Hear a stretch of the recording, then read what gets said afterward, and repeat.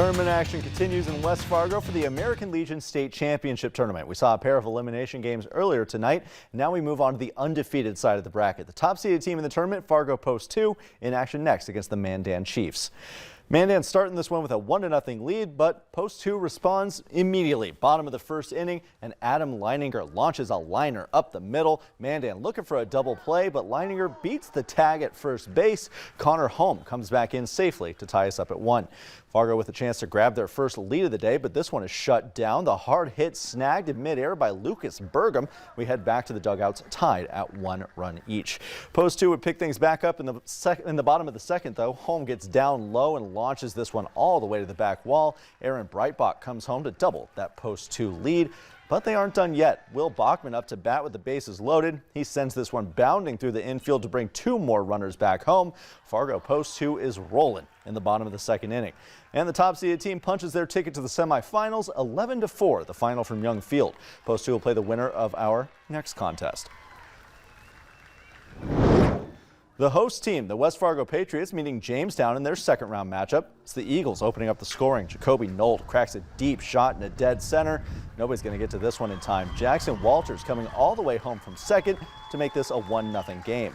Jamestown with a chance to add to that lead in the second frame. Gage Orr's hit goes into foul territory, but don't tell that to Caleb Deere. The right fielder covers some serious ground here, sliding in to make the catch and keep the Eagles off the board. Still a 1-run game with West Fargo up to bat now. They have a pair of runners on, but Nold strikes again, this time from the pitcher's mound. Nold striking the batter out swinging to retire the side.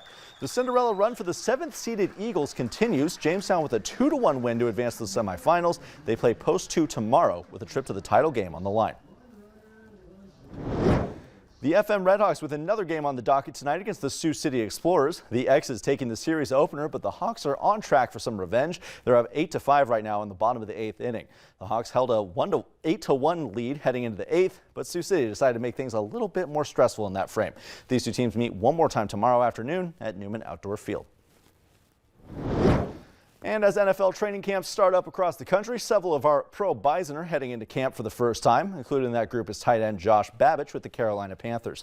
Babich signed with the Panthers immediately after the NFL draft came to a close. He now begins his pro career as an undrafted free agent looking to earn a spot on the Panthers roster. That's him, the big guy wearing 87 catching passes from Baker Mayfield. A task that took some getting used to. The first day of OTA, I stepped out. I was like, oh, that's Christian McCaffrey. Oh, wow. Now he's my teammate. So it's kind of like a shock at first, but now we're teammates. I play next to him all the time. So it's like, wow. I don't think it would. I wouldn't be able to get used to it that fast. Babich now looks to make the main roster as camp continues. Hey, where'd you get that video from?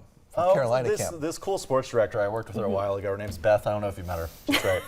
It's convenient. Thanks, Devin. Stick around. Hutch is back in with one more look at your Wednesday evening weather plan or what the rest of the week has in